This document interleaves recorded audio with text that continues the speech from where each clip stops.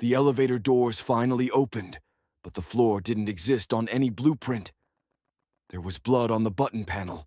Not fresh, old, brown, flaked, like it had been wiped and returned. I shouldn't be telling you this, but someone needs to know what's behind those doors, what's waiting on floor 7. I didn't believe the stories either, until I heard the child whisper my name from inside the elevator walls. They say the elevator skips floor 7, that it's been sealed off for years. But last night, it stopped there for me. And now, it keeps coming back. The building was completed in 1974, a bland gray office tower tucked in a forgotten corner of the city. 12 floors, 2 elevators, but everyone who worked there knew. You never talked about floor 7. Officially, the 7th floor existed. It was on the blueprints. It was in the lease agreements. But in reality, the elevators never stopped there. They went from 6 to 8 without pause, as if 7 had simply been skipped, or worse, sealed off. Some said it was a construction error. Others whispered about a fire in the late 70s, one that never made it into any news reports. But the cleaning crews refused to work nights. Tenants moved out without warning, and anyone who asked too many questions didn't stay long. Maintenance logs showed strange malfunctions around that level. Lights flickered, cameras went black. One night guard filed a report claiming he heard scratching from inside the elevator shaft, always around 3:17 a.m., followed by the faint ding of a floor that shouldn't exist. But none of that explains what happened last week, when the elevator finally stopped on floor 7. Would you step inside an elevator that's been avoiding a floor for nearly 50 years? Or would you take the stairs, no matter how many there are? It happened on a rainy Tuesday. Elliot, a junior IT technician, was working late, patching some ancient security systems on the 10th floor. At 2:56 a.m., he called for the elevator. Standard routine. He pressed the button for the lobby, watched the numbers descend. 10, 9, 8.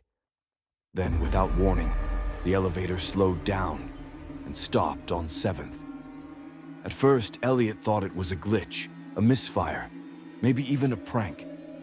But when the doors opened, there was a hallway, dimly lit, carpeted in a shade of green that hadn't been fashionable since the 70s.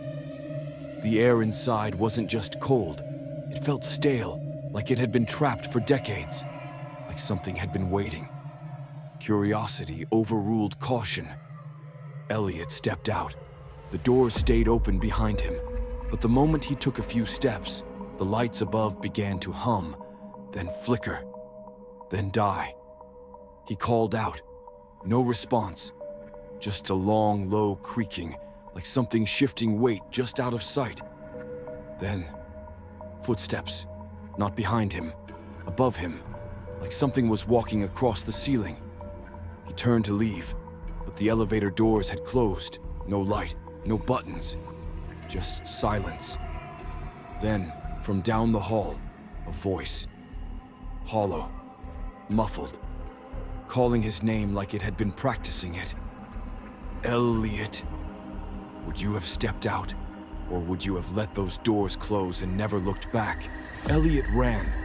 He didn't care where, just away from that voice. The hallway twisted unnaturally, curving in ways that defied the building's layout.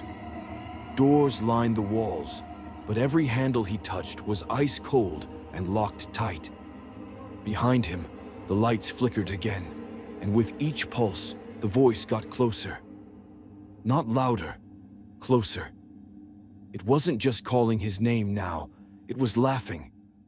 Low and breathy, like it found something amusing, or knew something he didn't. That's when he saw it.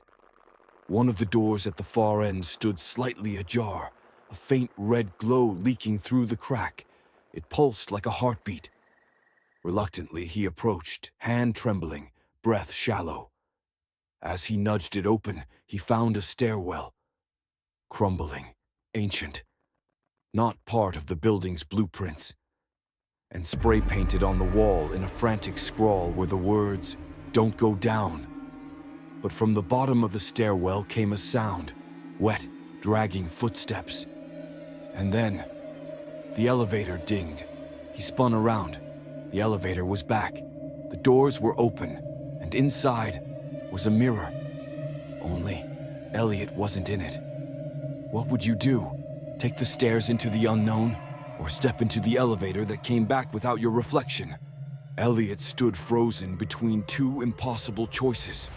The stairwell that wasn't supposed to exist, or the elevator that returned without his reflection. His heart pounded so hard, it echoed in his skull. The red glow from the stairwell pulsed again, slower this time. Fainter, like it was waiting for him to decide. But the elevator, the mirror inside it, had changed. Now it showed a different hallway, one that wasn't the one he just came from. Inside the reflection was Elliot, standing still, staring.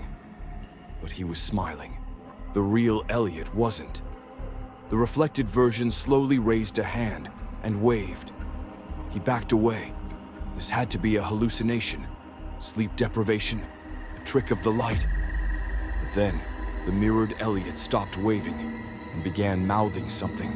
No sound, just movement. Elliot leaned in. 2 words, "You're next." Then the mirrored version vanished.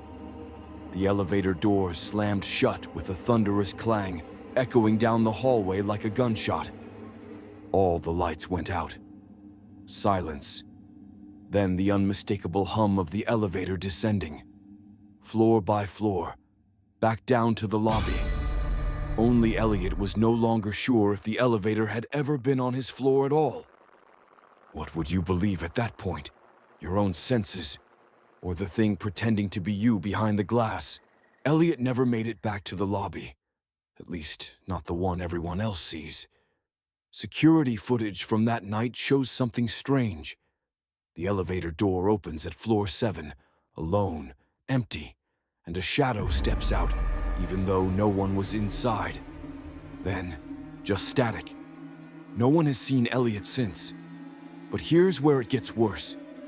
The elevator began stopping at floor 7 again, randomly. At 3:07 a.m., every single night. Anyone inside says the same thing.